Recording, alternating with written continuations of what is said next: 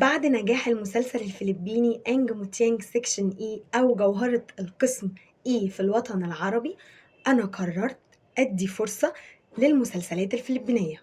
أيوة يا جماعة، أنا قررت أديهم فرصة وبدأت فعليا بإن أنا أتفرج على المسلسلات بتاعتهم، وجبت لكم بقى أفضل المسلسلات اللي أنا شفتها لحد دلوقتي. انا من بعد المسلسل يا جماعه بتاع جوهره القسم اي على طول عملت سيرش وقلت لازم اتعمقهم اكتر، او لازم ان انا اشوفهم اكتر واشوف مسلسلاتهم اكتر، وفعلا ده اللي حصل. والنهارده انا هقول لكم المسلسلات المفضله او اللي انا شفتها وعجبتني وما زلت اتفرج عليها. بس قبل ما نشوف الفيديو، قبل ما نعرف ايه هي المسلسلات، ما تنسوش ان انتوا تدعموني بلايك وشير وتعملوا سبسكرايب للقناه عشان الفيديو ده يوصل لكل محبين المسلسل، وكمان يساعدهم بان هم يستكشفوا المسلسلات الفلبينيه الحلوه وما تقعدوش تدوروا كتير، ويبقى سهل عليكم ان انتوا توصلوا لها. اول مسلسل معانا هو لسه جديد، انتاج 2025 ونزل منه 5 حلقات بس، اسمه A Venus of the Diamond. المفروض ان هو 10 حلقات تقريبا او 16 حلقة، انا مش متأكدة بالظبط، ولكن هو نزل منه 5 حلقات، وال5 حلقات انا شفتهم وهو حلو جدا وبيضحك. اول حاجة، نوع المسلسل ده كوميدي ودرامي ورومانسي. قصة المسلسل بيحكي عن بنت هتكون في الجامعة، والبنت دي شغوفة قوي وحياتها كلها سهر ولعب وخروجات، بس هي طيبة جدا ولطيفة جدا.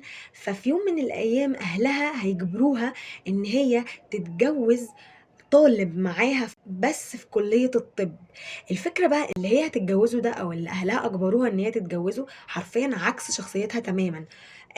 بيذاكر، بيحب الانضباط، بيركز على مستقبله، مش خالص بيحب السهر زيها ولا الخروجات زيها، ولا دماغه اصلا شبهها خالص. المهم ان هما الاتنين هيتجبروا او هيتم اجبارهم على الزواج ده، وهيروحوا يعيشوا لوحدهم خالص. المفروض ان هم هيتجوزوا بعد التخرج بتاعهم، فهم هيتخرجوا وهيروحوا يعيشوا لوحدهم في بيت لوحدهم تماما. وهتبدأ بقى أحداث كتير مشوقة تحصل، وهنشوف بقى هيحبوا بعض ازاي. المسلسل كوميدي على فكرة وأحداثه حلوة، وأنا لحد دلوقتي في الحلقة ال5، لسه ال6 ما نزلتش. بس المسلسل عجبني أجواءه، وحسيت إن هو كده يعني بيضحكني كده شوية وبيغير لي المود قوي. فبجد أنصحكم تتفرجوا عليه، وخصوصا في الفترة بتاعت الصيف دي هيعجبكم بجد. المسلسل اللي بعد كده من نفس برضو شركة الإنتاج بتاعت جوهرة القسم اللي اسمها فيفا وان، ده نزل 2023 ومن 10 حلقات، نوعه شبابي ورومانسي ودرامي. المسلسل اسمه ذا رين إن إسبانيا. المسلسل ده قصته درامية جدا، وحرفيا أنا كنت كل حلقة يعني مش عارفة هما ازاي هيكملوا مع بعض وسط الحاجات دي كلها. القصة بتتكلم عن بنت وولد بيحبوا بعض جدا جدا جدا، وفي ظل حبهم هيتحدوا أهلهم اللي كانوا رافضين تماما علاقتهم، وهيتحدوا دراستهم اللي كانت مختلفة عن بعض وكانوا بعيد قوي عن بعض، ده في حتة وده في حتة، وهيتحدوا حرفيا مستقبلهم عشان يكملوا مع بعض.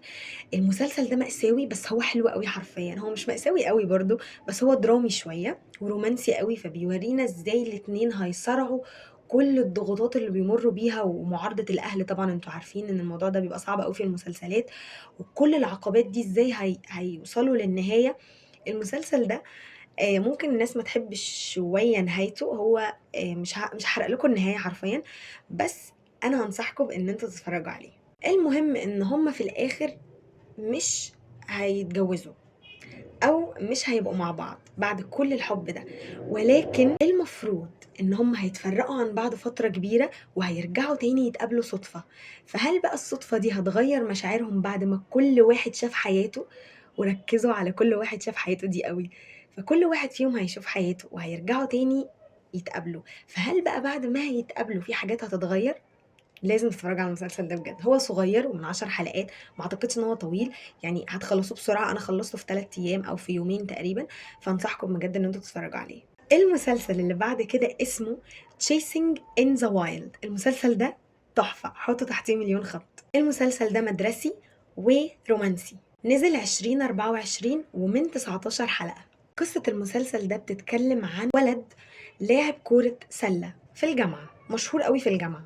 الولد ده من عيلة متواضعة قوي، يعني عيلة مرموقة وغنية وكده. فهيقابل بنت، البنت دي مشجعة لفريق نادي السلة أو كرة السلة في الجامعة بتاعتهم، والمفروض ان هو عارفها وهي عارفاه. المهم ان الولد والبنت دول هتجمعهم صدفة غريبة جدا، وفي الصدفة دي هو هيتعلق بيها قوي، وهيبدأ يلاحقها حرفيا في كل مكان بتروحه، هيبدأ يطلع لها في كل حتة، في كل حتة حرفيا. بصوا المسلسل ده أحداثه كده شبيهة للمسلسلات المدرسية الكورية، فهو حلو الصراحة. بس أنا عندي تعليق واحد، إن البطلة رخمة شوية، مش رخمة بس تمثيلها تقيل شوية، يعني ما حبيتش تمثيلها قوي، كنت حاسة ان هي ده شوية اللي هو اتحركي يعني اكتر من كده. ولكن البطل بصراحة دمه خفيف قوي، وبيطلع لها في كل حته كده، وهيفاجئنا اصلا طول المسلسل. فبجد انا لسه ما خلصتوش، بجد ما خلصتوش لسه، لانه 19 حلقه ده بالنسبه لي طويل قوي. انا اخر اتفرج على مسلسل كوري 16 17 حلقه، لكن 19 ده طويل قوي بالنسبه لي. فانا لسه ما خلصتوش، بس هو حلو وعاجبني قوي وهكمله اكيد، بس مش هكمله في وقت قياسي يعني زي 3 ايام و4 ايام، لا ممكن اخد شويه عقبال ما اكمله. بس برضه انصحكم ان انتوا تشوفوه. المسلسل اللي بعد كده اسمه How to Spot a Red Flag. المسلسل ده من 25 حلقة، ونزل 2024. حلو قوي بمعنى الكلمة، مسلسل كله حماس بطريقة مش طبيعية. أولا هو نوع كوميدي ودرامي ورومانسي برضو، بس حرفيا هو انت قاعد طول الحلقات بتتفرج على مسلسل انت عايز تعرف ايه اللي هيحصل في الحلقات اللي بعد كده. هو كده المسلسل كده حرفيا. المسلسل ده كمان كوميدي، وبجد كوميدي بمعنى كوميدي. قصة المسلسل ده بتتكلم عن نادلة، شجاعة وجميلة قوي.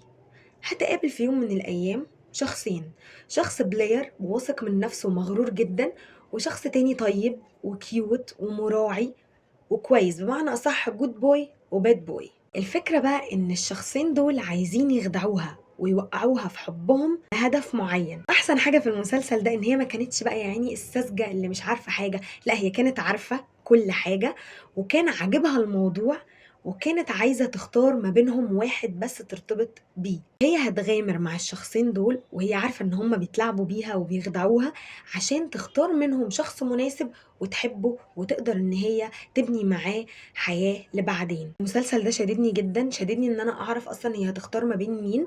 انا عاجبني الصراحة الاتنين، يعني لسه ما اخترتش حد معين، بس الاتنين حلوين قوي. ولحد دلوقتي انا ما اعرفش هي هتختار مين، يعني انا لسه ما خلصتش المسلسل، بس مش عارفة برضه هي هتختار مين. فبجد المسلسل ده شددني قوي، لانه احداثه حماسيه، وكل مره بتحصل حاجه اللي هو تخليكي تختاري ده وبعد كده ترجعي تاني تختاري التاني. فالمسلسل حماسي بطريقه مش طبيعيه. وبس كده دول المسلسلات بتاعتنا. انا هعمل لكم جزء تاني، او انتوا قولوا لي لو عايزين جزء تاني، اكتبوا لي تحت في الكومنتات، لان حرفيا مسلسلاتهم كتير قوي وحلوين. انا في اوريدي 3 مسلسلات تاني بتفرج عليهم، بس لسه مش هقول لكم رايي فيهم المره دي او في الفيديو ده، عشان انا لسه ما قررتش اذا كانوا هم يستاهلوا ان انا اتكلم عنهم او لا. فانا بس مستنيه اكمل كده 5 حلقات فيهم او 4 حلقات كده في المسلسلات اللي انا بقول لكم عليها دي، وبعد كده هقول لكم رايي فيها بصراحه. ما تنسوش تكتبوا لي لو انتوا اتفرجتوا على مسلسل من اللي انا قلتهم دول قبل كده، او انتوا اصلا بدأتوا زي كده وجالكم الفضول انكم يعني تستكشفوا اكتر المسلسلات الفلبينية بعد جوهرة القسم، ولا كان الموضوع عادي بالنسبة لكم. فاكتبوا لي كل ده تحت في الكومنتات. ولو انتوا شفتوا اي مسلسل من دول اكتبوا لي برضو اذا كان عجبكم ولا اكمله او ما كملوش. وبس كده، ما تنسوش ان انتوا تشتركوا في القناة وتعملوا لايك وتكتبوا لي كومنت تحت يشجعني عشان نكمل مع بعض. واشوفكم مرة تانية في فيديو جديد. باي باي.